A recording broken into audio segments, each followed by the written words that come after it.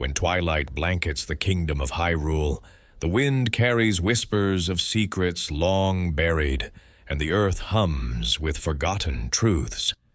Tonight, we journey into the heart of its greatest mysteries, those that have haunted explorers, scholars, and dreamers for generations, from the crumbling remains of lost civilizations to the unseen threads binding heroes and villains, from forbidden experiments born in shadow to echoes of spirits that defy time itself. Each reveals a side of Hyrule we were never meant to see. So settle in and let us wander together through the quiet mysteries that still breathe beneath the legend. In the vast expanse of the Gerudo Desert, where golden sands stretch endlessly beneath the scorching sun, travelers will eventually stumble upon scattered pillars that rise from the sand like the bones of some colossal beast. When the name appears on your map, two simple words carry the weight of a millennium's worth of secrets: Arbiter's Grounds.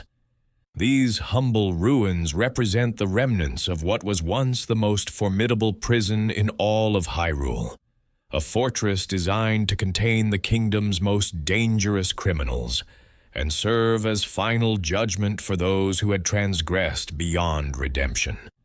The original Arbiter's Grounds, as depicted in Twilight Princess, stood as a monument to justice and order in the harsh desert landscape. Rising from the sands like a geometric mountain, its structure was composed entirely of massive stone pillars and soaring arches, each element designed with both practical and symbolic purpose.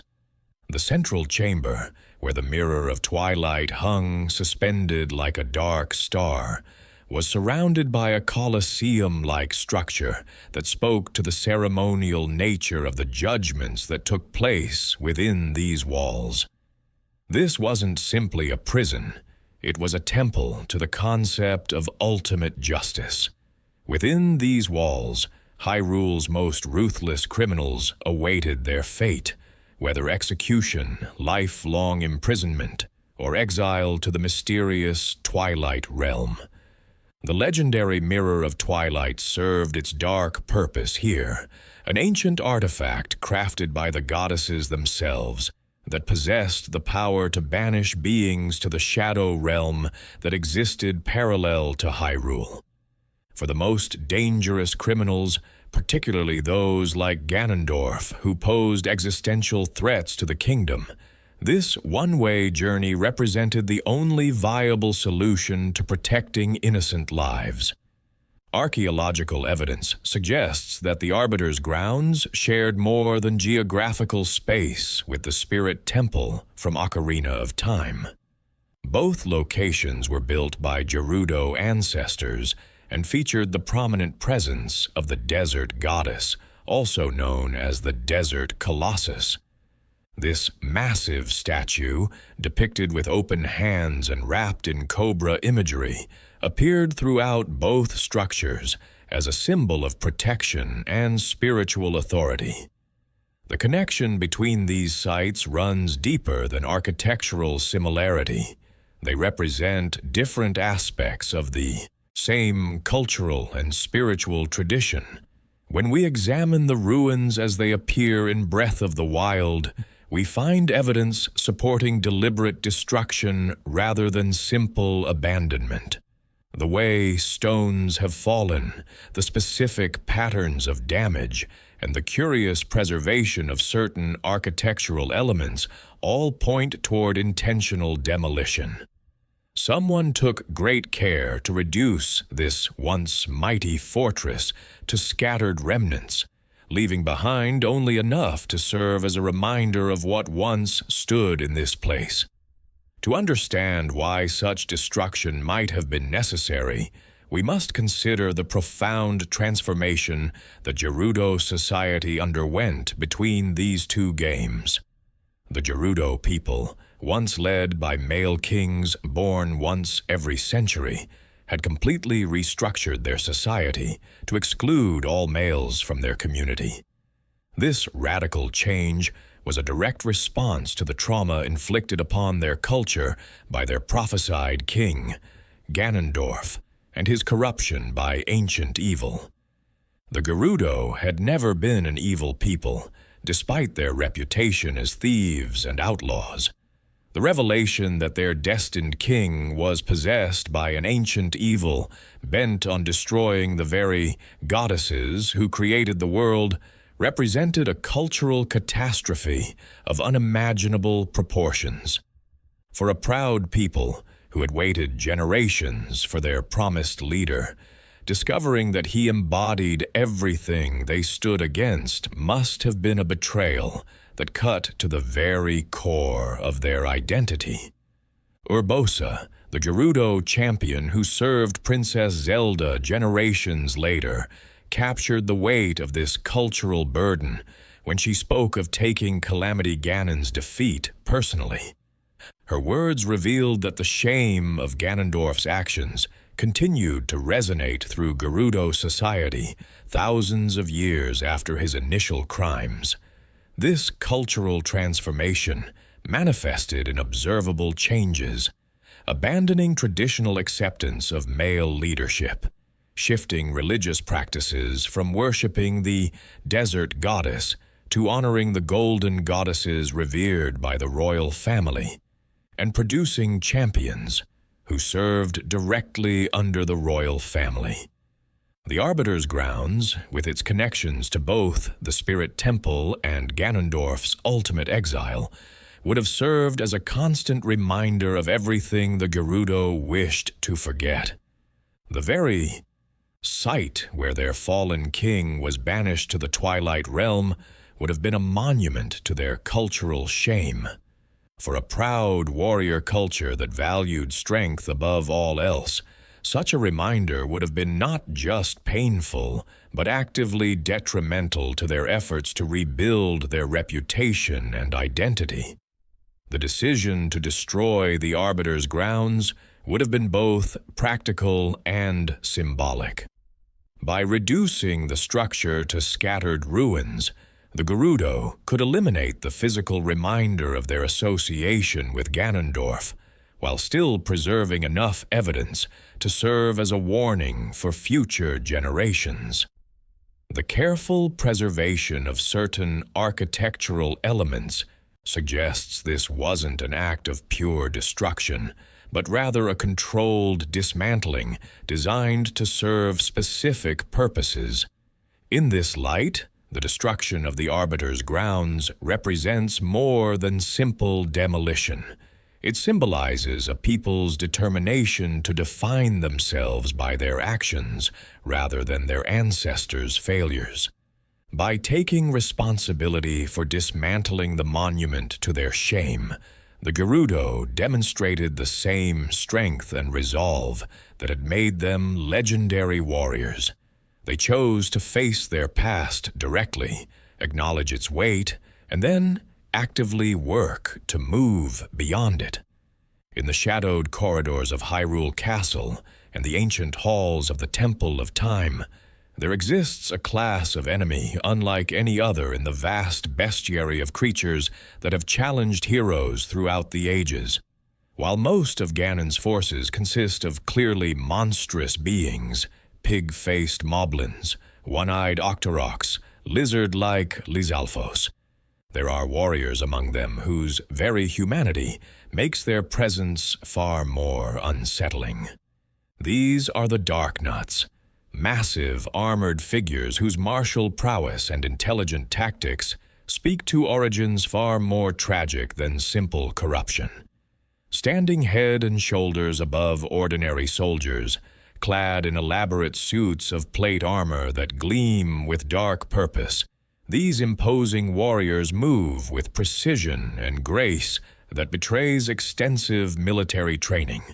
Their equipment alone tells a story of noble heritage fallen to shadow. Full suits of overlapping plate mail, face-concealing helmets adorned with ceremonial plumes, heavy shields bearing intricate designs, and swords crafted with attention to detail reserved for knights of the highest order. The first clue to their true nature lies in their intelligence. Unlike mindless bokoblins who charge forward with crude clubs, Darknuts exhibit tactical thinking that suggests retained memories of their former lives. They adapt their fighting style based on their opponent's movements, retreat when overwhelmed, and coordinate with other enemies in ways that demonstrate strategic understanding. This level of cognitive function sets them apart from typical monsters and hints at minds that were once capable of much more than mere violence. The armor they wear provides perhaps the most compelling evidence of their tragic origins. In Twilight Princess, the suits of armor displayed throughout Hyrule Castle stand as monuments to the kingdom's military heritage, each set representing generations of knightly service to the crown. When we observe the Darknuts that guard these same halls, we find warriors whose physical dimensions match these ancient suits perfectly, as if they were crafted specifically for beings of their proportions. The decorative elements adorning Darknut armor tell their own story of fallen nobility. Throughout their gear, we find repeated motifs of the Loftwing, the sacred bird that serves as a symbol of Hyrule itself and the divine mandate of its rulers. These aren't crude approximations painted by enemy forces, but intricate designs worked into the very structure of the armor, suggesting they were crafted by artisans loyal to the kingdom. In Wind Waker, the evidence becomes even more explicit through the knight's crests that every Darknut carries. These medallions, recognized by the old sailor Orca as symbols of true knighthood, are described as belonging to warriors who embody the three virtues of courage, power, and wisdom, the very same virtues represented by the Triforce itself. The fact that every Darknut possesses one of these sacred tokens raises profound questions about their acquisition. The geographical placement of Darknuts throughout the various games provides additional context for understanding their nature. They are consistently found guarding locations of supreme importance to the kingdom, the Temple of Time, where the Master Sword rests in its pedestal, the throne room of Hyrule Castle, the sacred chambers where the kingdom's most precious artifacts are stored. These are precisely the locations one would expect to find, defended by the kingdom's most elite guardians. This pattern suggests that the corruption of these knights occurred through deliberate targeting of the kingdom's most trusted defenders. The very individuals entrusted with protecting Hyrule's most sacred sites have been turned into their guardians' greatest threat. The psychological warfare inherent in such corruption extends beyond mere military advantage. It represents a fundamental violation of the bonds of trust and duty that hold civilized society together. The transformation process appears to vary depending on the source of corruption. In games where Ganon wields primary influence, the Darknuts retain recognizably human features beneath their helmets, suggesting corruption that affects the soul while leaving the body largely intact. However, in titles where other dark forces hold sway, such as Vati's influence in the Minish Cap and Wind Waker, the Darknuts exhibit bestial characteristics, jackal heads that speak to a more fundamental transformation of their physical nature. The tragic implications of this theory become even more poignant when we consider the bloodline connections that link the various incarnations of Link to the Knights of Hyrule. Throughout multiple games, evidence accumulates suggesting that the hero himself descends from the very same military tradition that produced these fallen warriors. In A Link to the Past, when Princess Zelda reaches out telepathically for help, she specifically contacts the Knights of Hyrule, And through their bloodline connection, Link receives her call as well. The hero's shade from Twilight. Princess provides perhaps the most compelling evidence for this bloodline theory. This spectral figure, confirmed by official sources to be the spirit of the hero of time from Ocarina of Time, appears as a towering warrior whose proportions match those of the Dark Nuts exactly. His armor, while bearing different decorative elements, follows the same structural design principles as Dark Nut equipment: layered plate mail over chain links, a plumed helmet, and a circular shield. The tragic irony of fighting these corrupted knights becomes apparent when we consider that Link himself may be battling his own distant relatives or the spiritual inheritors of his family's military tradition.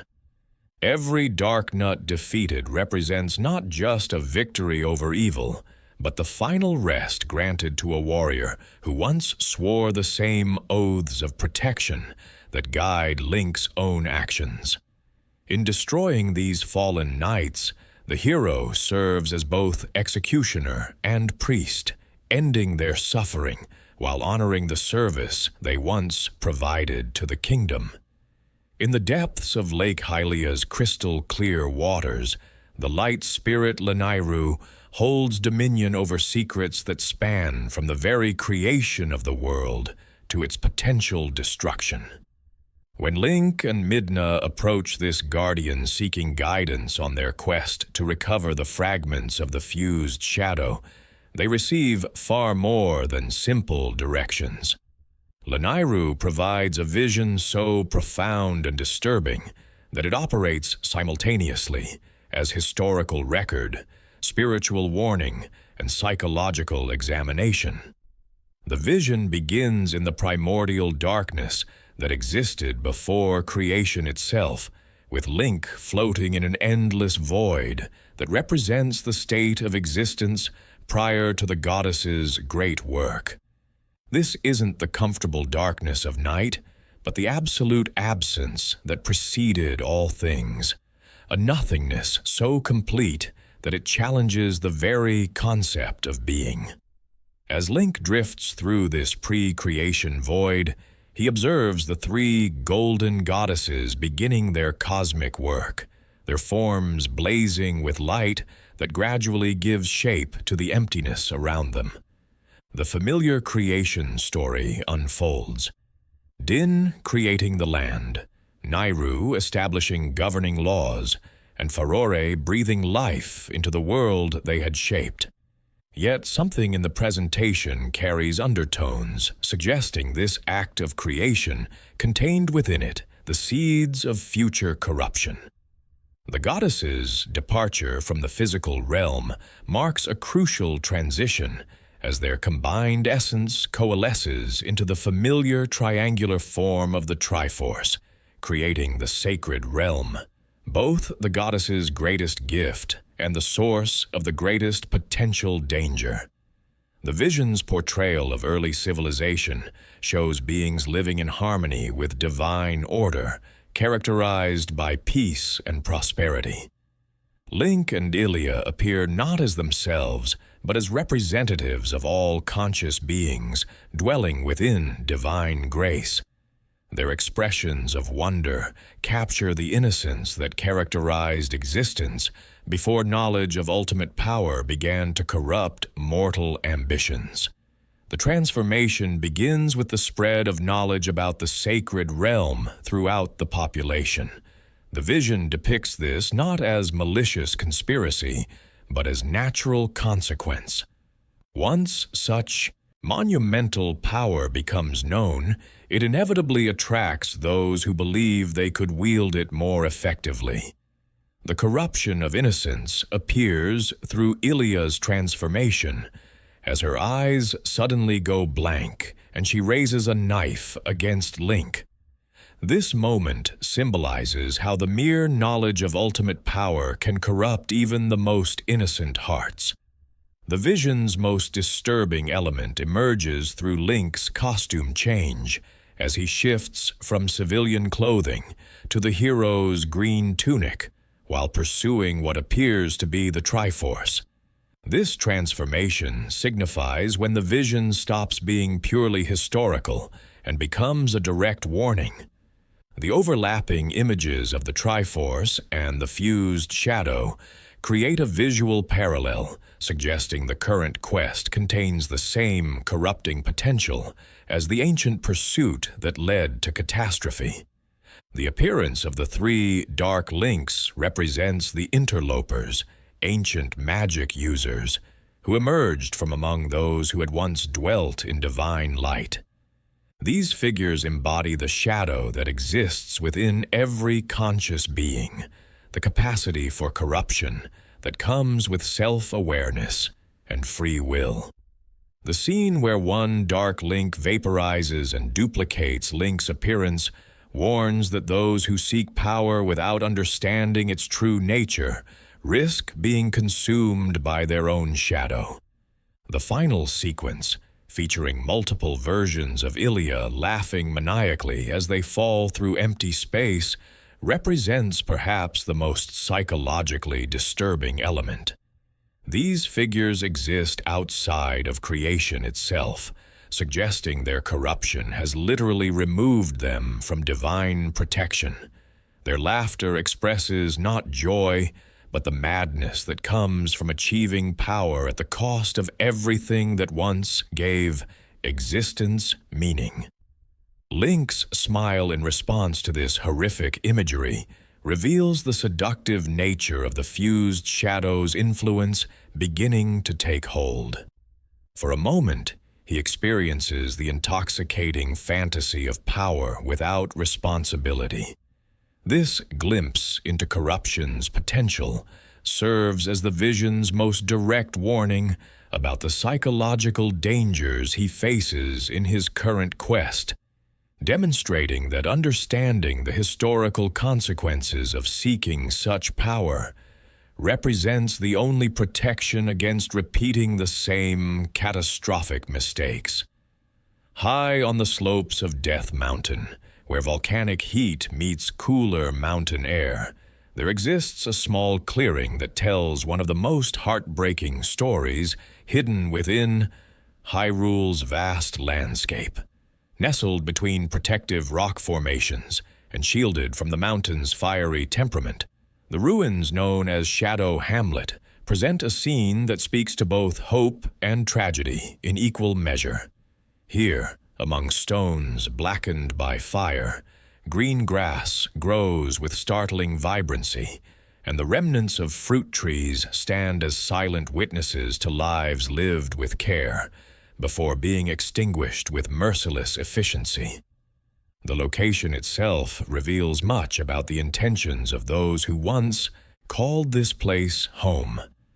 Positioned at a height that avoids dangerous volcanic activity while remaining accessible through mountain passes, Shadow Hamlet represents a carefully chosen refuge designed to offer safety from chaos that periodically sweeps across Hyrule's lower regions.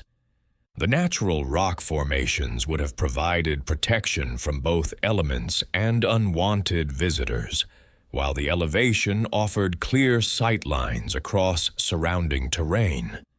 This was not a random camp, but a deliberately planned community, established by people who understood both the dangers they faced and the precautions necessary to survive them. The three buildings that once stood here suggest a small but complete community. The size and positioning of these structures indicate they served as family dwellings, with additional space for storage or livestock. The careful arrangement around a central area speaks to planning and forethought, creating a communal space where inhabitants could gather while maintaining privacy and security. This wasn't merely survival architecture, but the foundation of a life built with intention and hope for the future. What makes Shadow Hamlet particularly poignant is the evidence of agricultural activity that persists even after the settlement's destruction. The fruit trees that still stand among the ruins, though damaged by fire, continue to bear witness to the care their planters invested in creating sustainable life in this remote location. These weren't wild trees, but cultivated varieties that were deliberately planted, tended, and nurtured by people who expected to enjoy their harvest for years to come. The vibrant green grass that carpets the ruins presents a striking contrast to the blackened, lifeless soil that characterizes surrounding terrain. This difference reveals crucial information about the nature of destruction that befell the settlement. If buildings had been destroyed by lava flows or volcanic eruption, the entire area would show the same charred soil that prevents normal plant growth. Instead, the flourishing grass indicates that whatever destroyed the structures left the earth beneath unharmed, pointing toward fire as the agent of destruction rather than geological catastrophe. The sole living creature that inhabits these ruins provides the most chilling clue to understanding what happened here. Dancing through the air above the destroyed homes with an unsettling combination of playfulness and malice, a wizrobe maintains its eternal vigil over the scene of destruction. This magical being moves through the ruins with casual familiarity, suggesting a direct connection to the events that transformed this peaceful settlement into a monument to tragedy. Wizrobes represent a unique category among the forces that serve darkness. Unlike mindless bokoblins or corrupted darknuts, these magical beings possess intelligence that rivals their former victims. They demonstrate tactical thinking, adaptive spellcasting, and social behaviors that suggest retained personality and individual will. Most significantly, they exhibit emotions that distinguish them from hollow automatons. This emotional complexity implies that their service to evil represents conscious choice rather than mere magical compulsion. The evidence suggests that wizrobes come from various races and backgrounds, appearing in different forms across games, but maintaining consistent behavioral patterns that speak to intelligence and free will. This diversity indicates that their ranks are filled not by members of a single corrupted race, but by individuals from multiple backgrounds who have chosen to embrace dark magic in exchange for power.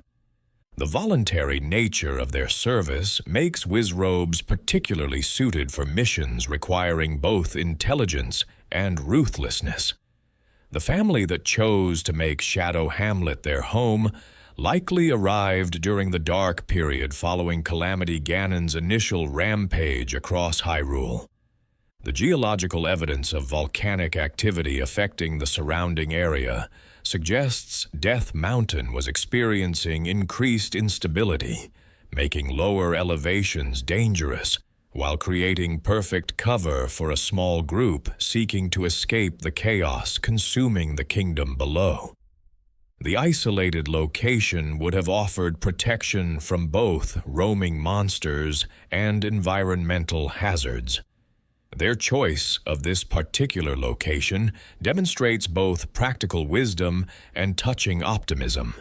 The natural shelter, availability of water from mountain springs, and soil conditions suitable for agriculture made this an ideal spot for establishing a self-sufficient homestead. Most importantly, the distance from major population centers would have made it difficult for hostile forces to locate and target the settlement. The discovery of their refuge by Ganon's forces would have represented a devastating breach of the security they had worked so hard to establish. The isolation that protected them from casual detection also meant that once found, no help would be forthcoming. The wizrobe assigned to eliminate them would have approached the task with methodical intelligence, studying the settlement's defenses and executing the mission with ruthless precision. The Wizrobe's continued presence suggests this assignment has become something more than a completed mission. The dancing, playful behavior indicates satisfaction with its work that goes beyond mere duty. This ongoing celebration reveals the psychological profile of a being that derives genuine pleasure from the suffering it inflicts, finding entertainment in reminders of lives cut short and dreams destroyed. The possibility that Link might have saved this family if he had arrived sooner adds another layer of tragedy, raising the haunting possibility that these people died, while the kingdom's greatest defender lay unconscious and unreachable. In the quiet village of Kakariko, where windmills turn lazily in the mountain breeze, few visitors would suspect they walk above one of the darkest chapters in Hyrule's hidden history. This seemingly peaceful settlement rests upon foundations that once supported activities so horrific that the royal family itself declared them taboo to discuss. Beneath the tranquil surface lies the entrance to chambers, where the boundaries between life and death were violated in pursuit of power that the gods themselves had reserved for their own divine authority. The transformation of Kakariko Village from its original purpose to its current incarnation represents one of the most successful examples of cultural rehabilitation in recorded history. The decision to open the village to the general public was made by Impa herself, serving multiple purposes, but most importantly, helping to obscure the true nature of what had transpired in the shadows of this mountain refuge. The proximity to Hyrule Castle was no accident, but a carefully planned strategic advantage, with underground tunnel systems connecting the village to the castle, allowing the Sheikah to move unseen while conducting operations that required absolute secrecy. The Shadow Temple stands as the most complete surviving example of Sheikah architecture designed for purposes that extended far beyond mere worship. Built deep within the mountain and accessible only through the village well, this underground complex was constructed to serve functions its builders never intended to be discovered. The temple's layout, with its maze-like corridors and sophisticated trap systems, reflects a design philosophy that prioritized concealment and security above all other considerations. The artifacts discovered throughout the Shadow Temple tell a story of systematic torture and experimentation that challenges every comfortable assumption about ancient Hyrule's justice system. The massive guillotines represent only the most obvious instruments of execution, while the acid pits with desperate hands still reaching upward speak to violence conducted on a scale that transforms individual executions into systematic slaughter. The bloodstains marking walls and floors throughout the facility reveal extensive operations that extended far beyond simple interrogation. The presence of unknown deities throughout the temple's iconography suggests that the Sheikah's work extended into realms of spiritual experimentation that bordered on heresy. The ominous faces carved into walls seem to watch with knowing eyes, while horned raven statues invoke symbolism traditionally associated with death and demonic influence. These weren't the tools of justice, but the implements of a death cult that had lost sight of the principles it claimed to serve. The evolution of the Re-Deads provides perhaps the most concrete evidence of experimentation that took place within these chambers. These zombified humanoids represent the culmination of years of research into the boundaries between life and death.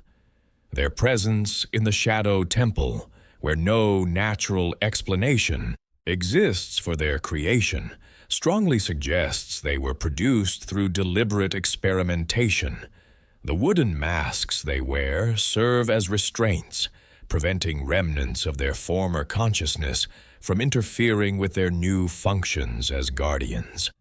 The progression of re-deads across different games reveals consistent improvement in Sheikah preservation techniques. The earliest versions appear crude and limited, barely retaining enough cognitive function to respond to basic stimuli. By Wind Waker, however, these creatures display enhanced sensory abilities while wearing jewelry that bears unmistakable resemblance to Sheikah ceremonial ornaments, suggesting the tribe had begun experimenting on their own members. The transition from experimenting on outsiders to conducting research on willing Sheikah volunteers represents a crucial development in understanding how the tribe eventually achieved the preservation techniques displayed in Breath of the Wild. The monks who inhabit ancient shrines demonstrate consciousness and retained memory that far exceeds anything achieved in early re-deads, suggesting centuries of continuous research driven by obsession with conquering death itself. The spiritual component of Sheikah preservation technology becomes evident through their use of luminous stones, minerals, that glow with what ancient texts describe as the souls of the dead. These stones appear to serve as repositories for spiritual energy that can be harnessed to sustain consciousness beyond natural boundaries of physical life. The fact that these stones glow more brightly in locations associated with death suggests they absorb and preserve spiritual essence of those who die in their vicinity. The connection between luminous stones and gossip stones reveals another layer of Sheikah spiritual technology. These mysterious monuments, marked with the Sheikah eye symbol and capable of communication, may represent early applications of soul preservation techniques. Rather than maintaining entire bodies in suspended animation, the Sheikah may have discovered methods of extracting and preserving consciousness itself, embedding it within stone matrices that could function indefinitely. The ethical implications of these preservation techniques become more complex when viewed through the lens of Sheikah cultural values. As a people dedicated to serving the goddess Hylia and protecting the royal family, the Sheikah would have viewed their research not as violation of natural law, but as necessary sacrifice in service of higher purposes. The willingness of monks to undergo preservation procedures demonstrates that at least some members saw eternal service as religious devotion, rather than curse to be avoided. The concealment of this research from the royal family reveals the complex relationship between the Sheikah and their supposed masters.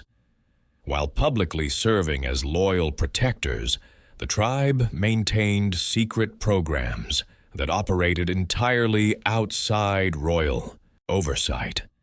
The Hyrule Encyclopedia's statement that discussion of the Shadow Temple became taboo suggests that when the truth was finally discovered, it created a crisis of trust that fundamentally altered the relationship between the kingdom's rulers and their most devoted servants.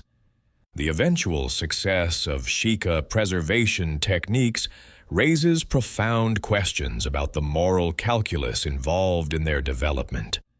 The monks who preserved themselves to serve future generations undoubtedly saved countless lives through their guidance, but this positive outcome cannot erase the suffering of those who died to make such preservation possible.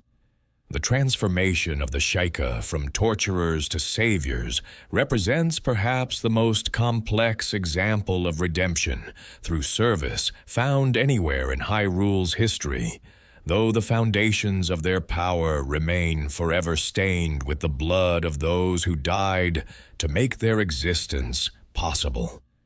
Ectors of the royal family.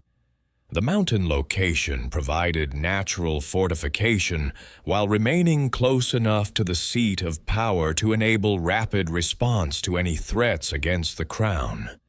More significantly, the underground tunnel systems that connected the village to the castle allowed the Sheikah to move unseen through the very foundations of the kingdom, gathering intelligence and conducting operations that required absolute secrecy. These same tunnels would later serve to transport prisoners to facilities where their fates would be decided far from the eyes of those who might question the methods employed. The Shadow Temple stands as the most complete surviving example of Sheikah architecture designed for purposes that extended far beyond mere worship or meditation. Built deep within the mountain and accessible only through the village's well, this underground complex was constructed to serve functions that its builders never intended to be discovered by outsiders. The temple's layout, with its maze-like corridors, hidden chambers, and sophisticated trap systems, reflects a design philosophy that prioritized concealment and security above all other considerations. Every element of the structure serves to protect the secrets contained within, while providing the specialized facilities necessary for the Sheikah's most sensitive work. The artifacts discovered throughout the Shadow Temple tell a story of systematic torture and experimentation that challenges every comfortable assumption about the nature of justice in ancient Hyrule. The massive guillotines positioned throughout the complex represent only the most obvious instruments of execution, their gleaming blades serving as reminders of the finality that awaited those judged irredeemable by Sheikah standards. More disturbing are the acid pits where desperate hands still reach upward through the corrosive solution, preserved in their final moments of agony by the very chemicals that ended their lives. The blood stains that mark the walls and floors throughout the facility speak to violence conducted on a scale that transforms individual executions into systematic slaughter. The presence of unknown deities throughout the temple's iconography suggests that the Sheikah's work here extended beyond mere interrogation and execution into realms of spiritual experimentation that bordered on heresy. The ominous faces carved into the walls seemed to watch with knowing eyes, their expressions capturing emotions that no divine being should possess. The horned raven statues that guard key passages invoke symbolism traditionally associated with death and demonic influence, suggesting that the Sheikah may have sought power from sources that the goddess Hylia herself would have condemned. These weren't the tools of justice, but the implements of a death cult that had lost sight of the very principles it claimed to serve. The evolution of the Re-Deads provides perhaps the most concrete evidence of the experimentation that took place within these chambers. These zombified humanoids, with their haunting moans and paralytic gazes, represent the culmination of years of research into the boundaries between life and death. Their presence in the Shadow Temple, where no natural explanation exists for their creation, strongly suggests that they were produced through deliberate experimentation rather than spontaneous corruption. The wooden masks they wear serve not as disguises, but as restraints, preventing the remnants of their former consciousness from interfering with their new functions as guardians of the temple's secrets. The progression of Re-Deads across different games reveals a consistent pattern of improvement in Sheikah preservation techniques. The earliest versions, found in Ocarina of Time, appear crude and limited in their capabilities, barely retaining enough cognitive function to respond to basic stimuli. By the time of Wind Waker, however, these creatures have evolved to display enhanced sensory abilities while still maintaining the mindless obedience that made them valuable as guardians. Most significantly, they begin wearing jewelry that bears unmistakable resemblance to Sheikah ceremonial ornaments, suggesting that the tribe had begun experimenting on their own members rather than relying solely on captured prisoners.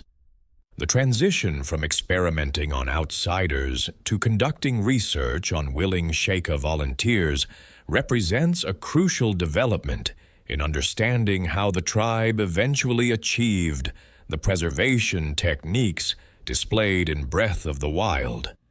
The monks who inhabit the ancient shrines demonstrate a level of consciousness and retained memory that far exceeds anything achieved in the early Re-Deads, suggesting that the Sheikah eventually discovered methods of preservation that maintained the subject's essential identity while extending their existence indefinitely. This progression from crude reanimation to sophisticated preservation indicates centuries of continuous research driven by an obsession with conquering death itself. The spiritual component of Sheikah preservation technology becomes evident through their use of luminous stones, minerals that glow with what ancient texts describe as the souls of the dead.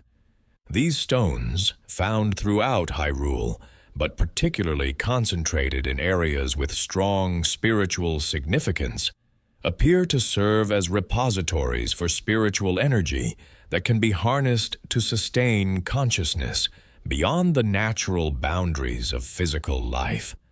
The fact that these stones glow more brightly in locations associated with death and tragedy suggests that they absorb and preserve the spiritual essence of those who die in their vicinity, creating a natural resource that the Sheikah learn to exploit for their preservation research. The connection between luminous stones and the gossip stones scattered throughout Hyrule reveals another layer of the Sheikah's spiritual technology. These mysterious monuments, marked with the Sheikah eye symbol and capable of communication with those who possess the appropriate artifacts, may represent an early application of soul preservation techniques. Rather than attempting to maintain entire bodies in a state of suspended animation, the Sheikah may have discovered methods of extracting and preserving consciousness itself, embedding it within stone matrices that could function indefinitely without the biological vulnerabilities that plagued their early Re-Deads experiments. The Mask of Truth, a Sheikah artifact that enables communication with the gossip stones, provides additional evidence for this theory of consciousness preservation. The mask's ability to reveal hidden information and enable communication with seemingly inanimate objects suggests that it functions as an interface between living consciousness and preserved spiritual essence. The knowledge displayed by the gossip stones often extends far beyond what any single individual could possess, implying that multiple consciousness may have been combined within each stone to create repositories of collective memory and wisdom. The ethical implications of these preservation techniques become more complex when viewed through the lens of Sheikah cultural values. As a people dedicated to serving the goddess Hylia and protecting the royal family, the Sheikah would have viewed their research not as violation of natural law, but as necessary sacrifice in service of higher purposes. The willingness of monks to undergo preservation procedures demonstrates that at least some members of the tribe saw eternal service as a form of religious devotion rather than a curse to be avoided. Their transformation into guardians of ancient wisdom represents the ultimate expression of Sheikah dedication to their protective mission. The technology that enabled the Sheikah monks to maintain their consciousness for thousands of years while preserving their ability to assist future heroes represents the culmination of research that began with torture and execution in the Shadow Temple's blood-stained chambers. The progression from crude reanimation to sophisticated preservation demonstrates how the pursuit of noble goals can emerge from the darkest possible beginnings. The monks who guide Link through the trials of the ancient shrines are the direct beneficiaries of knowledge gained through methods that would be considered abhorrent by any civilized standard, yet their service proves invaluable in saving Hyrule from ultimate destruction. The concealment of this research from the royal family reveals the complex relationship between the Sheikah and their supposed masters. While publicly serving as loyal protectors of the crown, the tribe maintained secret programs that operated entirely outside royal oversight or approval. The Hyrule Encyclopedia's statement that discussion of the Shadow Temple became taboo for the royal family suggests that when the truth about Sheikah methods was finally discovered, it created a crisis of trust that fundamentally altered the relationship between the kingdom's rulers and their most devoted servants.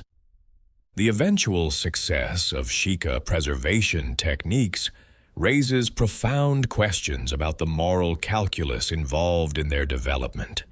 The monks who preserved themselves to serve future generations undoubtedly saved countless lives through their guidance and assistance. But this positive outcome cannot erase the suffering of those who died to make such preservation possible.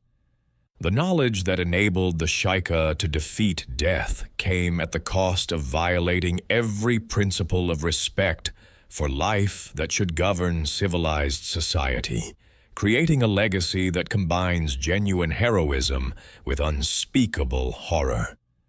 The transformation of the Sheikah from torturers to saviors represents perhaps the most complex example of redemption through service found anywhere in Hyrule's history.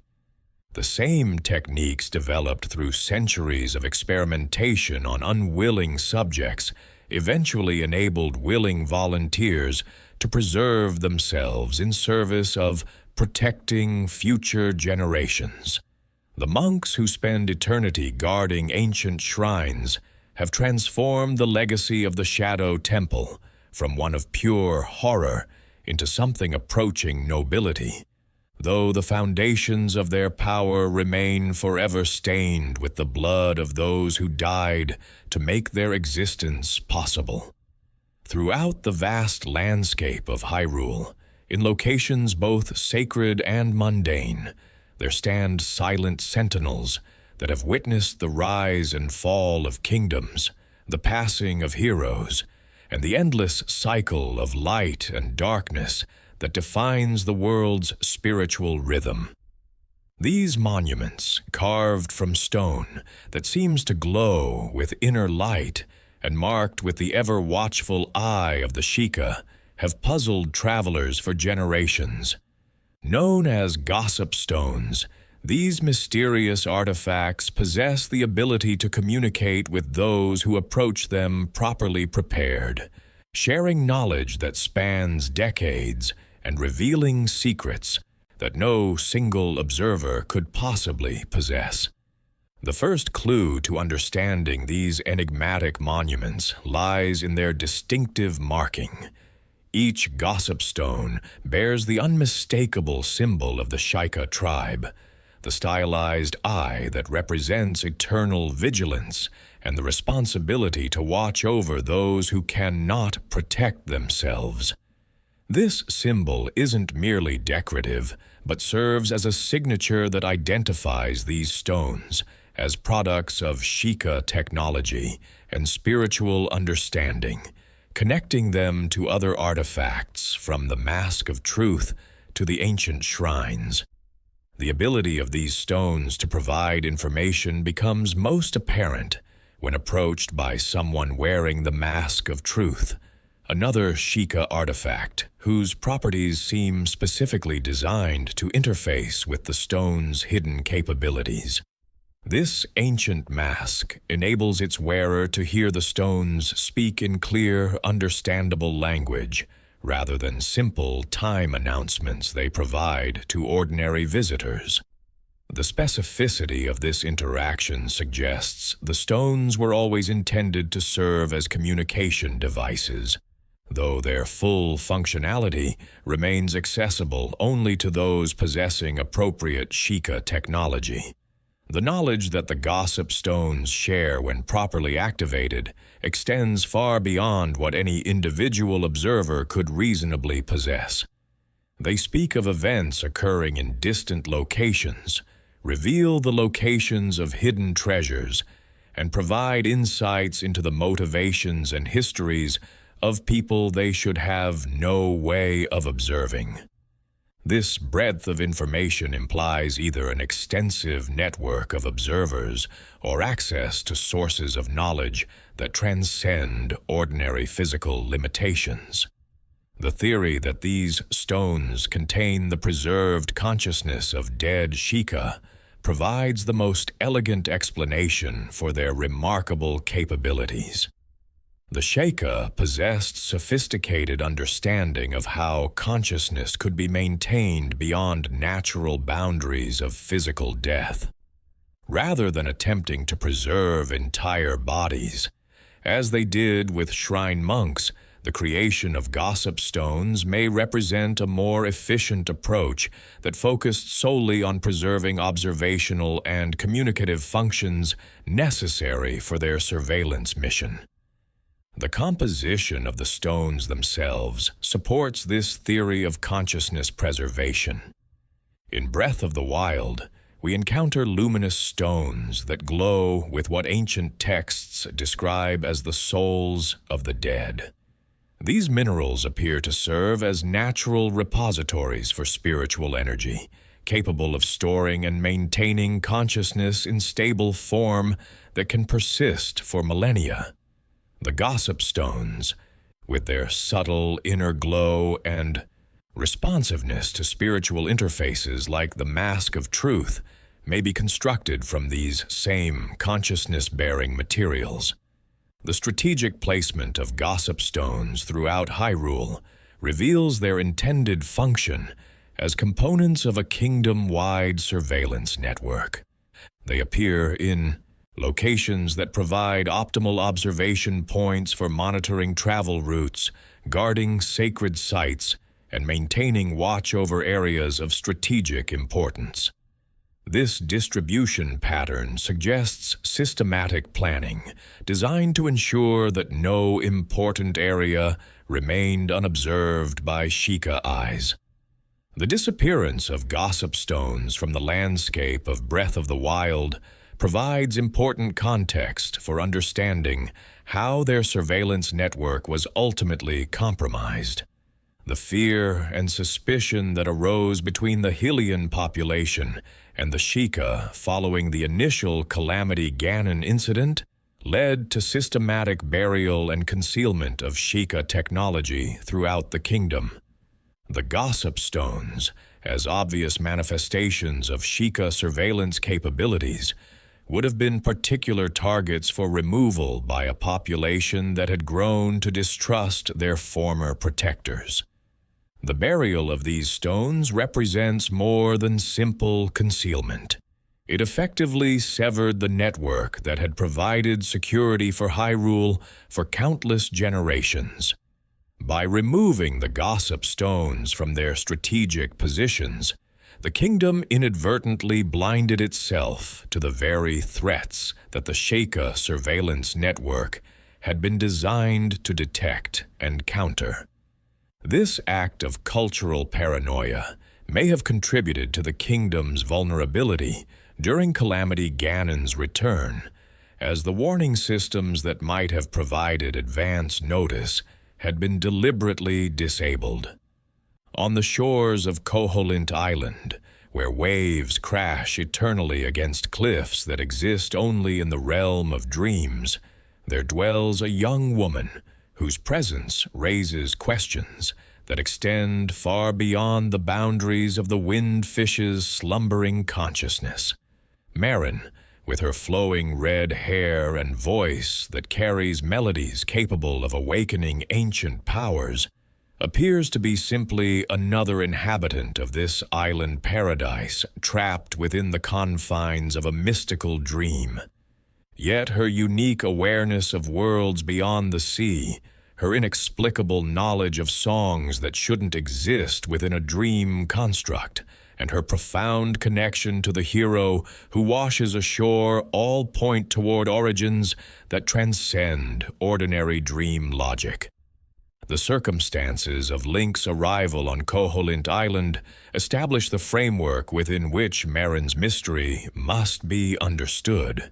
The hero finds himself in this strange realm, not through deliberate travel, but as a consequence of shipwreck, his vessel destroyed by storms as he attempts to return to Hyrule after training in distant lands.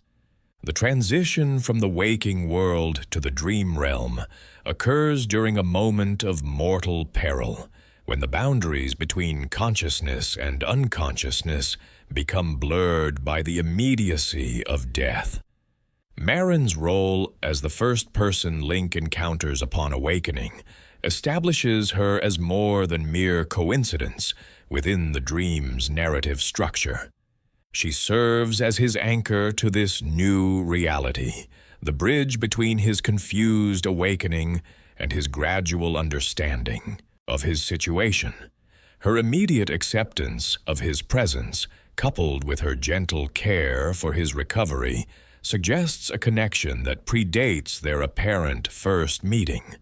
The song that Marin sings throughout Link's adventure, known as the Ballad of the Windfish, represents perhaps the most compelling evidence of her mysterious origins. This haunting melody, which she performs with natural ease and obvious emotional connection, serves as the key to awakening both the Windfish and Link himself from the dream that contains them. The significance of her instinctive knowledge of this crucial song cannot be overstated, as it represents information that should be impossible for a dream construct to possess independently. The profound similarities between Marin and Malone, the ranch girl from Ocarina of Time, extend far beyond superficial physical resemblance into the realm of essential character traits and life circumstances. Both young women possess flowing red hair. Both wear simple dresses that speak to lives lived close to the earth, and both share a passion for singing that defines their relationship with the world around them. Their fathers, Terran and Talon respectively, bear names so similar that they seem to be variations on a theme rather than coincidental choices. The deliberate nature of these similarities becomes apparent when we consider Nintendo's typical approach to recurring characters throughout the Zelda series.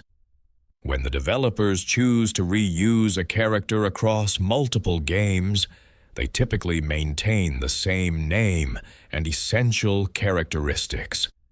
The decision to create Marin as a distinct character, while giving her such striking similarities, to Malone suggests intentional differentiation designed to serve specific narrative purposes rather than simple character recycling.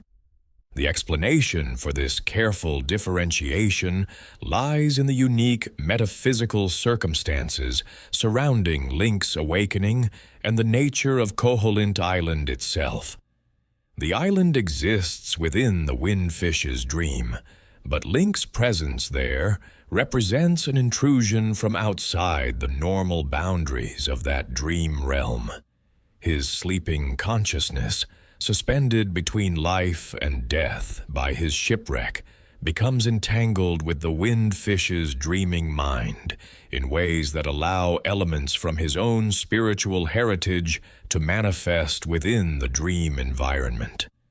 The theory that Marin originates from Link's own dreaming mind, rather than the Windfish's, finds support in her unique characteristics among the island's inhabitants. While other residents of Koholint display the limited awareness typical of dream constructs, accepting their island existence without question or curiosity about external reality, Marin alone expresses knowledge of and longing for the world beyond the sea.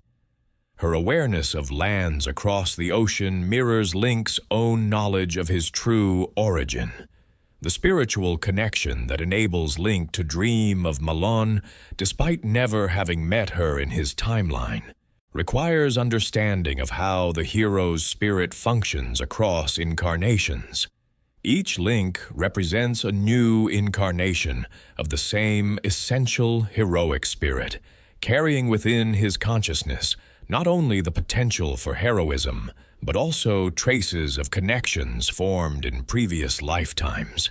The love that bound the hero of time to Malon created spiritual resonances that persist across incarnations. The transformation of this ancestral love into Marin's existence within the dream realm demonstrates how spiritual connections can manifest across the boundaries of death and incarnation. The love between the hero of time and Malon, preserved within the hero's spirit as emotional memory, finds expression through Marin as Link's unconscious mind attempts to recreate the comfort and support that previous incarnations found in that relationship. The vision of Marin's transformation into a seagull that Link experiences after awakening from the Windfish's dream provides the final piece of evidence for her transcendent nature. This metamorphosis, witnessed only by Link and occurring outside the boundaries of the dream itself, confirms that Marin's existence extends beyond the confines of Koholint Island. Her transformation into a creature capable of flight represents liberation from the limitations that confined her within the dream realm, demonstrating that the spiritual connections she embodied possess reality that transcends the circumstances of their manifestation.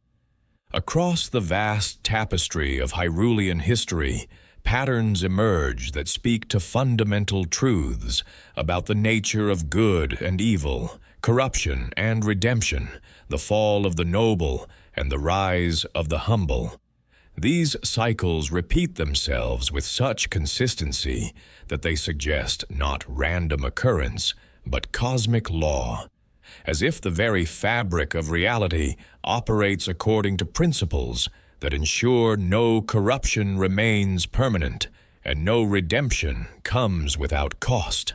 The corruption of Hyrule's knights represents perhaps the most visible manifestation of how evil spreads through the foundations of good itself.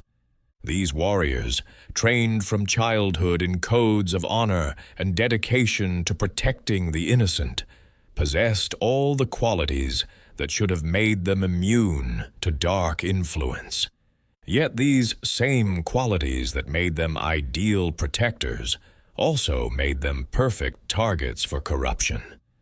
The process by which noble knights become dark nuts appears to follow patterns that reveal the systematic nature of evil's approach. Rather than attempting to turn entire military orders at once, the dark forces focus on individuals who occupy positions of particular trust and responsibility. The knights assigned to guard the Temple of Time would have been among the most elite and trusted warriors in the kingdom. Their corruption serves multiple purposes beyond simply removing obstacles to evil plans. It transforms the very symbols of protection into sources of threat. The variations in corruption methods employed by different dark powers demonstrate how evil adapts its techniques to match both its own capabilities and the specific vulnerabilities of its targets. Ganon's influence appears to work primarily through domination of will, while preserving the tactical capabilities that made these knights valuable in the first place. Vati's approach employs more fundamental transformation that reshapes both body and spirit according to his aesthetic preferences. The redemption of the Sheikah represents a counterpoint to the corruption of knights, demonstrating how groups can overcome even the darkest aspects of their heritage through dedicated service to noble causes. The transformation from the torturers of the Shadow Temple to the devoted monks of the ancient shrines required not just recognition of past wrongs, but active efforts to use the knowledge gained through terrible means for genuinely beneficial purposes. This redemption process reveals important principles about how corruption can be overcome and transformed into sources of good. The Sheikah's path from darkness to light required acknowledgement of the harm caused by their past actions, genuine repentance demonstrated through changed behavior, and dedication to using their capabilities in service of others rather than for personal gain.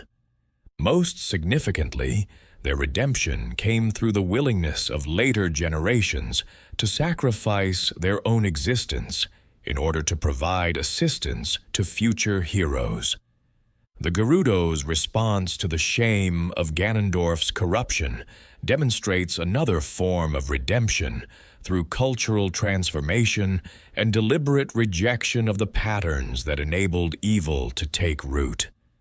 Their decision to completely restructure their society, abandoning the acceptance of male rulers that had led to their greatest catastrophe, represents recognition that some changes require radical measures rather than gradual reform. The cycles of technological fear that appear throughout Hyrulean history reveal a pattern where advanced capabilities become sources of suspicion rather than gratitude.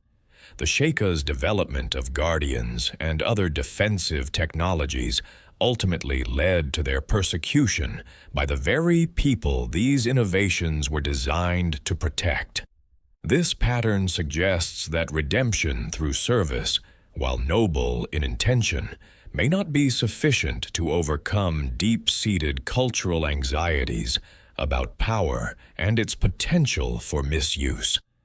The role of individual heroes in breaking cycles of corruption demonstrates the importance of personal choice in determining whether evil spreads or is contained. Link's resistance to the temptations offered by the fused shadow shows how heroic will can interrupt corruption processes that have claimed other noble individuals. His ability to recognize and resist these temptations stems not from inherent immunity, but from understanding the true cost of power gained through dark means. The timing of corruption and redemption cycles appears to correlate with periods of political and social instability, suggesting that evil takes advantage of weakness, while redemption often emerges from the recognition that current approaches have failed. The Hyrulean Civil War provided the chaos necessary for the Sheikah to conduct their darkest experiments, while the aftermath of Calamity Ganon's initial attack created the conditions for both Sheikah technological advancement and subsequent persecution. The generational nature of these cycles reveals how the consequences of corruption and redemption extend far beyond the individuals directly involved. The shame felt by Urbosa over Ganondorf's actions, despite her living thousands of years after his crimes, demonstrates how cultural memory preserves both guilt and pride across centuries. Similarly, the dedication of Sheikah monks to maintaining their vigil for millennia shows how redemptive choices can echo through time to benefit future generations. The incomplete nature of most redemption processes suggests that the cycles of corruption and redemption represent ongoing struggles rather than final victories. The Gerudo's transformation from accepting Ganondorf's rule to barring all males from their society may protect against similar corruption, but also creates new forms of isolation and limitation. These partial redemptions indicate that the cosmic balance between light and darkness requires constant vigilance rather than permanent resolution. The geographical concentration of dark nuts in locations of supreme importance to the kingdom reveals another aspect of corruption's strategic thinking. By claiming guardianship over the Master Sword, the throne room of Hyrule Castle, and other sites that represent the heart of royal power, these fallen knights create zones of controlled territory that evil can maintain even when not actively conquering. The presence of corrupted guardians in these locations serves as a constant reminder that no place is truly safe from the reach of darkness, while also providing staging areas for future operations against remaining bastions of light. The variations in corruption methods employed by different dark powers demonstrate how evil adapts its techniques to match both its own capabilities and the specific vulnerabilities of its targets. Ganon's influence, drawing on the corrupting power of the Triforce of Power, appears to work primarily through domination of will while preserving the tactical capabilities that made these knights valuable in the first place. The human features retained by Darknuts in Twilight Princess suggests that Ganon's corruption focuses on turning loyalty from light to darkness, while maintaining the essential nature of the corrupted individuals. Vati's approach to corruption, as evidenced by the jackal-headed Darknuts found in the Minish Cap and Wind Waker, employs more fundamental transformation that reshapes both body and spirit according to his aesthetic preferences. This more dramatic alteration suggests that Vati's wind magic enables him to literally remake his victims rather than simply redirecting their allegiances. The bestial appearance of these transformed knights serves not only to dehumanize them, but also to create psychological distance that makes them more effective as instruments of terror. The redemption of the Sheikah represents a counterpoint to the corruption of knights, demonstrating how groups can overcome even the darkest aspects of their heritage through dedicated service to noble causes. The transformation from the torturers of the Shadow Temple to the devoted monks of the ancient shrines required not just recognition of past wrongs, but active efforts to use the knowledge gained through terrible means for genuinely beneficial purposes. The preservation techniques developed through centuries of horrific experimentation eventually enabled willing volunteers to maintain their consciousness in service of protecting future generations. This redemption process reveals important principles about how corruption can be overcome and transformed into sources of good. The Sheikah's path from darkness to light required several essential elements: acknowledgement of the harm caused by their past actions, Genuine repentance demonstrated through changed behavior, and dedication to using their capabilities in service of others rather than for personal gain. Most significantly, their redemption came through the willingness of later generations to sacrifice their own existence in order to provide assistance to future heroes facing similar challenges. The Gerudo's response to the shame of Ganondorf's corruption demonstrates another form of redemption through cultural transformation and deliberate rejection of the patterns that enabled evil to take root. Their decision to completely restructure their society, abandoning the acceptance of male rulers that had led to their greatest catastrophe, represents recognition that some changes require radical measures rather than gradual reform. The destruction of the Arbiter's grounds serves as both practical removal of painful reminders and symbolic declaration that they refuse to be defined by their past failures. The evolution of Gerudo religious practices from worship of the desert goddess to adoption of the golden goddesses honored by the royal family demonstrates how redemption sometimes requires abandoning cherished traditions when those traditions become associated with corruption. This religious transformation enabled the Gerudo to align themselves fully with the kingdom's spiritual foundations, while distancing themselves from the desert-focused spirituality that Ganondorf had claimed as justification for his actions. Their production of champions, who serve directly under the royal family, completes this transformation, turning former outsiders into integral defenders of the kingdom.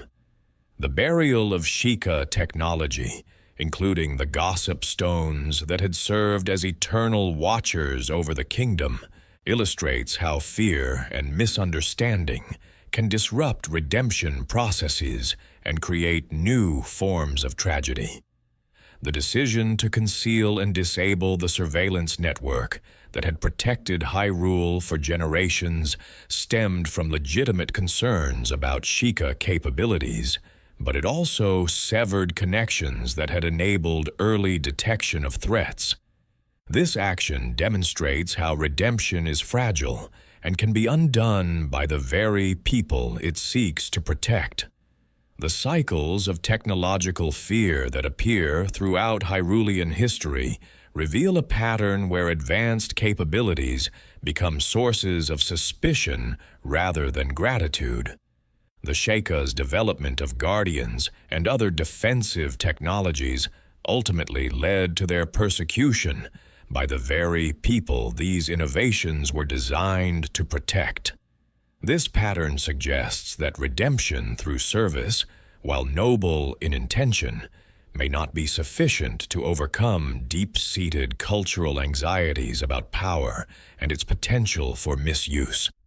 The role of individual heroes in breaking cycles of corruption demonstrates the importance of personal choice in determining whether evil spreads or is contained.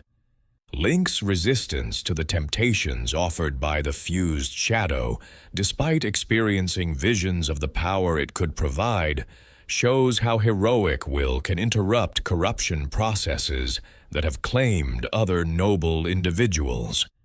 His ability to recognize and resist these temptations stems not from inherent immunity, but from understanding the true cost of power gained through dark means. The intervention of divine forces at crucial moments in these cycles reveals the cosmic framework within which corruption and redemption operate. The goddess's willingness to destroy the interlopers rather than allow them to claim the Triforce demonstrates that some corruption poses such fundamental threats to reality that it cannot be permitted to continue. Similarly, the light spirit's sealing of the fused shadow shows how divine authority sometimes manifests to prevent catastrophic misuse of power. The persistence of artifacts and locations associated with both corruption and redemption suggests that the energy invested in these cycles leaves permanent marks on the world itself. The ruins of the Arbiter's grounds continue to emanate spiritual significance even after their deliberate destruction, while the buried gossip stones may retain their consciousness despite being severed from their ability to observe and communicate. These persistent influences create ongoing potential for both the return of old evils and the rediscovery of lost protections. The timing of corruption and redemption cycles appears to correlate with periods of political and social instability, suggesting that evil takes advantage of weakness, while redemption often emerges from the recognition that current approaches have failed. The Hyrulean Civil War provided the chaos necessary for the Sheikah to conduct their darkest experiments, while the aftermath of calamity, Ganon's initial attack, created the conditions for both Sheikah technological advancement and subsequent persecution. These patterns indicate that the greatest opportunities for both corruption and redemption emerge during times of crisis. The generational nature of these cycles reveals how the consequences of corruption and redemption extend far beyond the individuals directly involved. The shame felt by Urbosa over Ganondorf's actions, despite her living thousands of years after his crimes, demonstrates how cultural memory preserves both guilt and pride across centuries. Similarly, the dedication of Sheikah monks to maintaining their vigil for millennia shows how redemptive choices can echo through time to benefit future generations who had no role in the original corruption. The incomplete nature of most redemption processes suggests that the cycles of corruption and redemption represent ongoing struggles rather than final victories. The Gerudo's transformation from accepting Ganondorf's rule to barring all males from their society may protect against similar corruption, but also creates new forms of isolation and limitation. The Sheikah's evolution from torturers to protectors enabled them to serve noble purposes, but required sacrifices that fundamentally altered the nature of their existence. These partial redemptions indicate that the cosmic balance between light and darkness requires constant vigilance rather than permanent resolution. The role of memory in both corruption and redemption cycles demonstrates the importance of how past events are preserved and interpreted.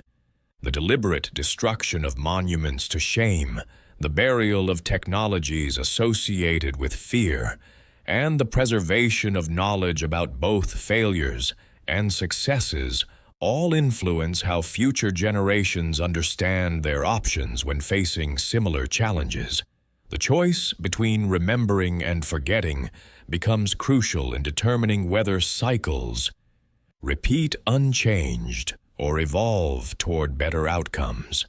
Within the vast chronicles of Hyrule's history, beneath the surface of heroic tales and legendary battles, there flows a deeper current of connection that binds together events separated by centuries and links souls across the boundaries of death and rebirth. These hidden threads, invisible to casual observation but evident to those who study the patterns with sufficient care, reveal that the kingdom's story is not merely a collection of isolated adventures, but a single unfolding narrative where every element serves a purpose in the greater design. From the bloodlines that carry forward both heroic potential and tragic vulnerability to the spiritual inheritance that shapes each new generation, these connections demonstrate that nothing in Hyrule's history occurs in isolation. The architectural echoes that appear across multiple eras provide some of the most tangible evidence of these deep connections. The Temple of Time, appearing in various forms throughout different games, maintains consistent symbolic elements that transcend its specific incarnations. Whether standing as an active place of worship in Ocarina of Time or existing as weathered ruins in Breath of the Wild, the temple preserves architectural motifs that speak to unchanging spiritual principles. The three goddess statues, the placement of the Master Sword's pedestal, and the relationship between sacred and defensive elements all demonstrate how spiritual truth finds expression through physical form across generations. The evolution of these sacred structures reveals how each generation interprets and preserves the wisdom of their predecessors while adapting to contemporary needs. The Temple of Time's transformation from an active religious center to a fortress-like structure reflects changing attitudes toward the balance between openness and security. The addition of defensive features, the modification of access routes, and the integration of guardian systems all show how protective instincts shape the preservation of sacred knowledge while maintaining the essential spiritual functions that give these places their meaning. The bloodline connections that link heroes and villains across generations operate on levels that extend far beyond simple genetic inheritance. The hero's spirit that manifests in each link carries within it not only the potential for heroism, but also the accumulated wisdom and trauma of previous incarnations. This spiritual inheritance explains how each link possesses instinctive knowledge of combat techniques, musical compositions, and ritual procedures that should require years of training to master. The knowledge flows not through conscious memory, but through deeper patterns embedded in the spirit itself. The tragic parallel between heroic and villainous bloodlines demonstrates how the same spiritual mechanisms that preserve nobility can also perpetuate corruption. Ganondorf's repeated reincarnations show how powerful souls can transcend death through sheer force of will, but his manifestations also reveal how each return builds upon the hatred and ambition accumulated in previous lives. The escalation of his threat level across incarnations suggests that evil, like good, can compound across generations when it finds suitable spiritual vessels for its continued existence.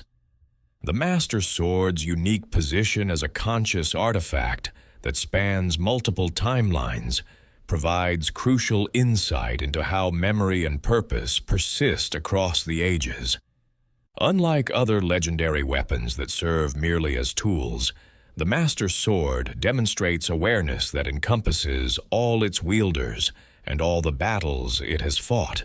Its ability to recognize worthy heroes, its gradual awakening to full power in response to growing threats, and its capacity for self-directed action all indicate consciousness that transcends ordinary magical enchantment. The sword's relationship with the various links who wield it reveals how shared purpose can create bonds that enhance both weapon and wielder beyond their individual capabilities. Each hero who proves worthy adds his experiences to the sword's accumulated wisdom, while the sword provides access to techniques and knowledge that no single lifetime could encompass. This symbiotic relationship demonstrates how the tools of heroism evolve through use, becoming more effective as they accumulate experience from successive conflicts. The spiritual connections that bind the Triforce to its wielders create another layer of continuity that shapes events across multiple timelines. The three golden triangles, representing power, wisdom, and courage, seek bearers whose essential nature aligns with their respective attributes.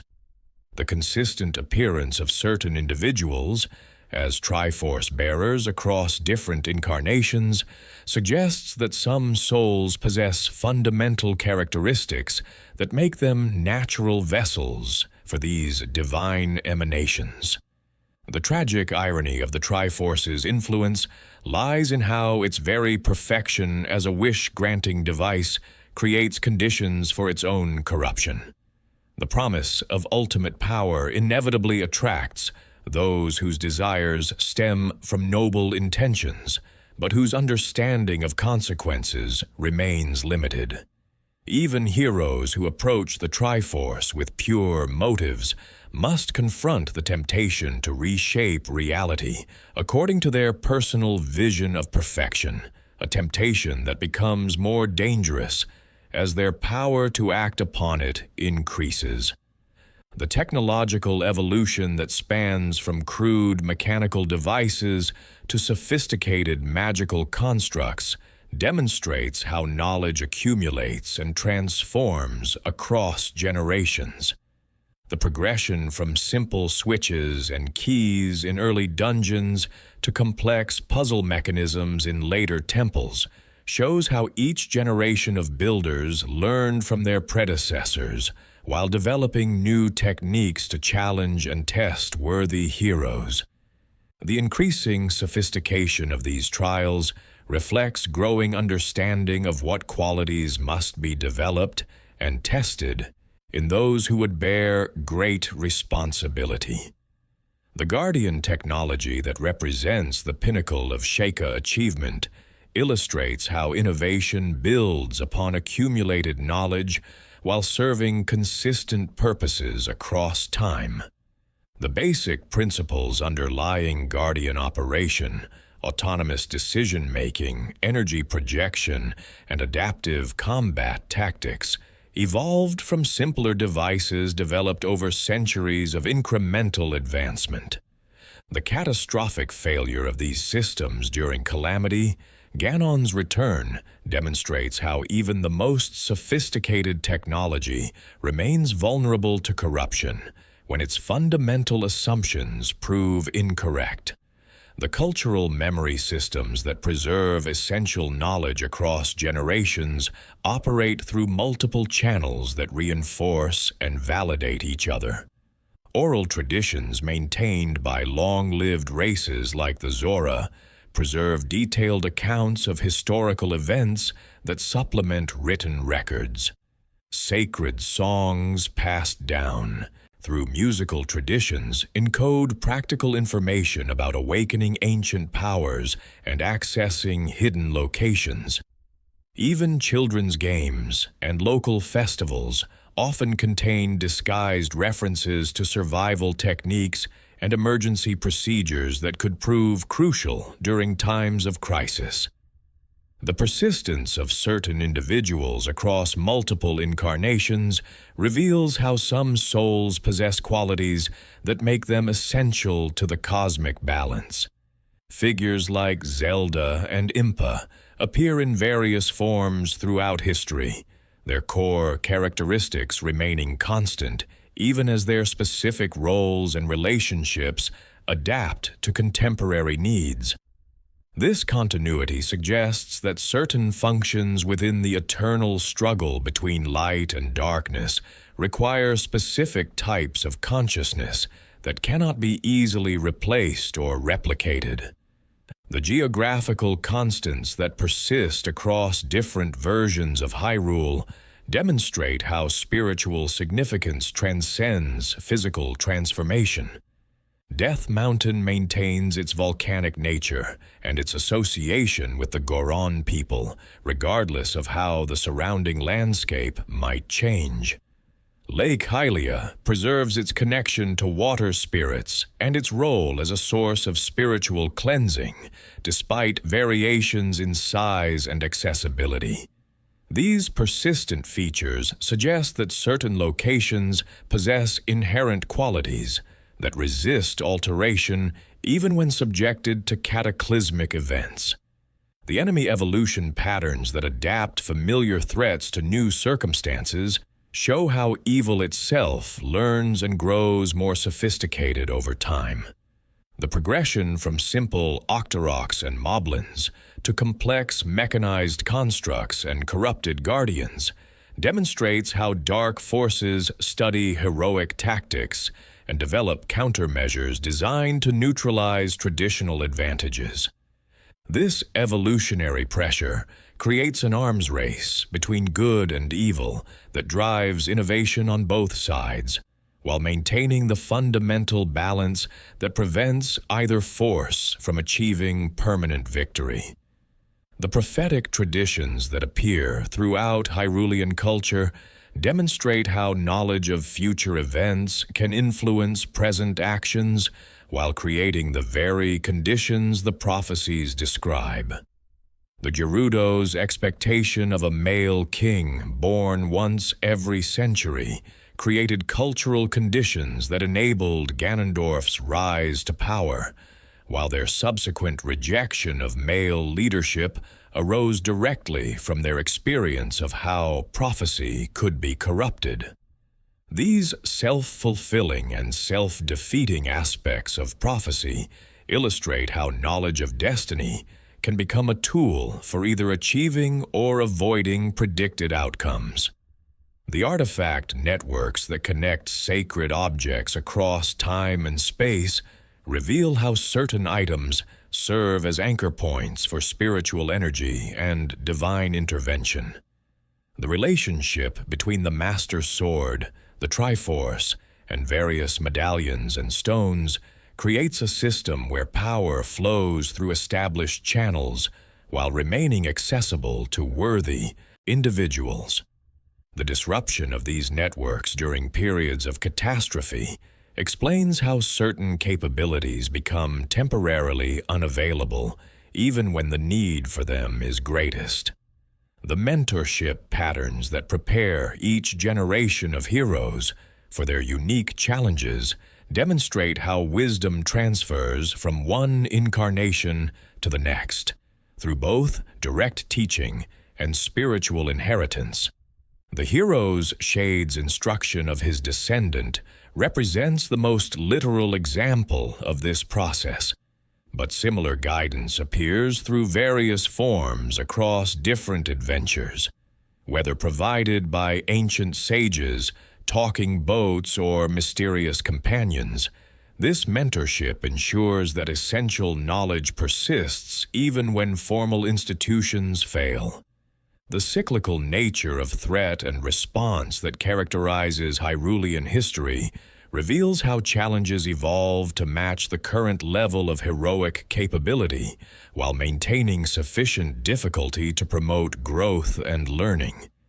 Each link faces obstacles calibrated to push his abilities to their limits while remaining theoretically surmountable through sufficient dedication and wisdom. This precise calibration suggests cosmic forces that actively maintain the balance necessary for continued heroic development, rather than allowing either stagnation through easy victory or despair through impossible challenges. Final Act: The Eternal Mystery of Hyrule. As our contemplative journey through these intricate theories draws to its natural conclusion, we find ourselves standing at the edge of a vast ocean of understanding, having explored only the visible islands, while knowing that deeper currents and hidden depths remain forever beyond our complete comprehension. Each theory we have examined, from the deliberate destruction of ancient monuments to the spiritual echoes that transcend death itself, has served not merely to answer questions, but to illuminate the profound complexity that underlies even the most familiar aspects of Hyrule's enduring mythology. The ruins of the Arbiter's grounds, scattered across the desert sands like broken promises, remind us that even the most shameful chapters in a people's history can become sources of strength when confronted with courage and wisdom. The Gerudo's choice to tear down their monument to past failures demonstrates that true heroism sometimes requires the destruction of what previous generations built, especially when those structures serve only to perpetuate cycles of guilt and limitation. In their scattered stones, we find evidence that redemption often demands not just acknowledgement of past wrongs, but active participation in creating better futures. The tragic transformation of Hyrule's knights into the corrupted Dark Knights reveals how the very qualities that make individuals valuable as protectors can also make them vulnerable to manipulation by forces that understand the psychology of duty and honor. Their fall serves as a warning that corruption rarely announces itself with obvious evil, but instead whispers seductive promises about more effective ways to serve noble causes. Yet in their continued existence as guardians of sacred places, even in their corrupted state, we see evidence that some aspects of original purpose persist even through the darkest transformations. The prophetic visions granted by ancient spirits speak to the complex relationship between knowledge and wisdom, between seeing what might come to pass and understanding how to respond appropriately to such revelations. The disturbing imagery of creation and corruption flowing together demonstrates that power itself remains neutral until given direction by conscious will. The choice between embracing such power for personal benefit or accepting its burden for the protection of others defines the essential nature of heroism across all incarnations and all timelines. The hidden tragedies that befell small communities, like Shadow Hamlet, illustrate how the grand conflicts that shape kingdoms often extract their highest costs from those who never chose to participate in such struggles. The families who sought only peace and safety, who planted fruit trees and tended gardens in remote refuges, remind us that heroism's ultimate purpose lies not in achieving glory, but in protecting the simple dignity of ordinary lives. Their memory, preserved in the green grass that grows where their homes once stood, speaks to the enduring power of hope even in the face of overwhelming darkness. The dark experiments that gave birth to Sheikah. Preservation technology reveal how the pursuit of noble goals can lead through valleys of moral compromise that challenge every assumption about the relationship between means and ends. The evolution from torture chambers to sacred shrines demonstrates that redemption remains possible even for those who have transgressed the most fundamental boundaries of civilized behavior. Yet, the bloodstains that mark their ancient facilities serve as permanent reminders that some knowledge can only be gained through suffering, and that the cost of such wisdom must never be forgotten or dismissed. The silent watchers embedded within ancient stones represent perhaps the most poignant example of sacrifice for future generations. Consciousness voluntarily surrendering individual existence to serve eternal purposes. Their burial beneath layers of fear and suspicion illustrates how even the most devoted service can become victim to the very anxieties it seeks to address. In their enforced silence, we find reflection of how protection and trust exist in delicate balance, each requiring the other, yet each capable of destroying what it seeks to preserve. The spiritual echoes that manifest across dreams and incarnations demonstrate that love, once truly given, creates connections that transcend every boundary imposed by time, death, and the limitations of individual existence. Marin's emergence from the depths of Link's unconscious mind speaks to the power of relationships to shape reality. even when separated by impossible distances.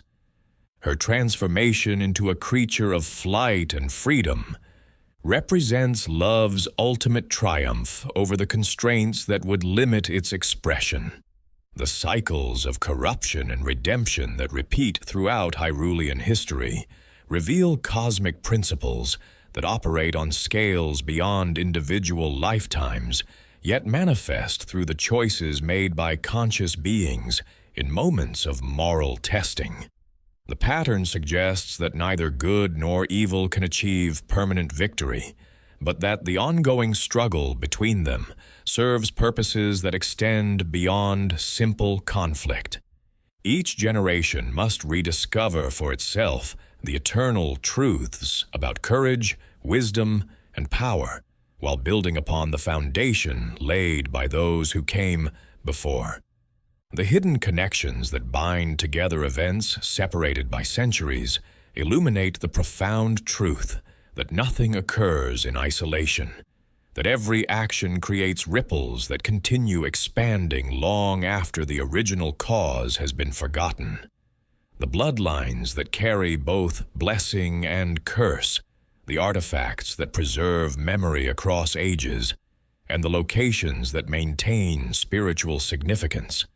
Despite physical transformation, all demonstrate how consciousness shapes reality through persistent intention and accumulated meaning. These theories, taken together, suggest that Hyrule's greatest mystery lies not in any single secret waiting to be uncovered, but in the fundamental nature of reality itself as a collaborative creation between divine intention and mortal choice.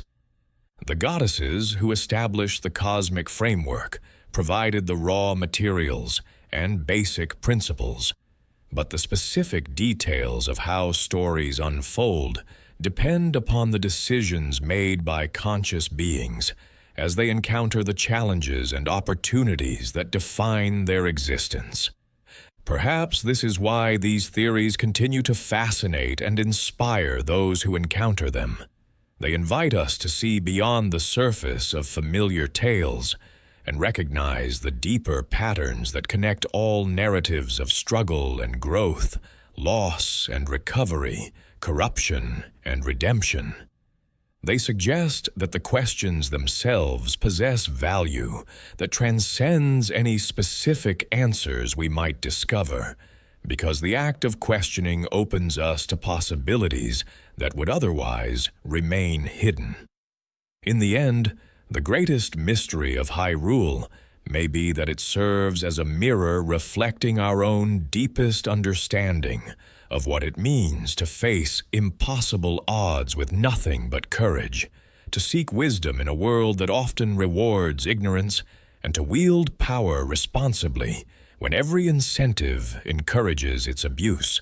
The heroes and villains, the cycles and connections, the ruins and renewals all speak to universal themes that resonate across cultures and generations because they address the fundamental challenges of conscious existence.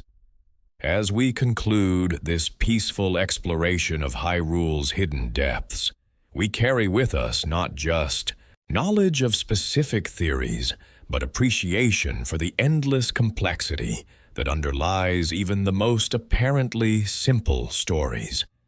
The kingdom that began as a backdrop for adventure reveals itself as a living mythology that continues growing and evolving as each new generation discovers fresh meanings within its familiar frameworks.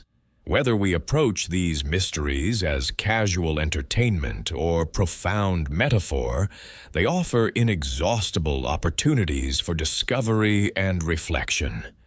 In the quiet moments before sleep, when the boundary between waking and dreaming grows thin, we might find ourselves wondering what other secrets await discovery in the vast landscape of imagination that stretches beyond the horizon of current understanding. The theories we have explored tonight represent only a small sampling of the mysteries that invite investigation, and each answer discovered inevitably reveals 3 more questions waiting in the shadows. Perhaps that is the greatest theory of all, that wonder, once awakened, never truly sleeps, and that the most valuable treasures are not the answers we find, but the curiosity that drives us to keep searching.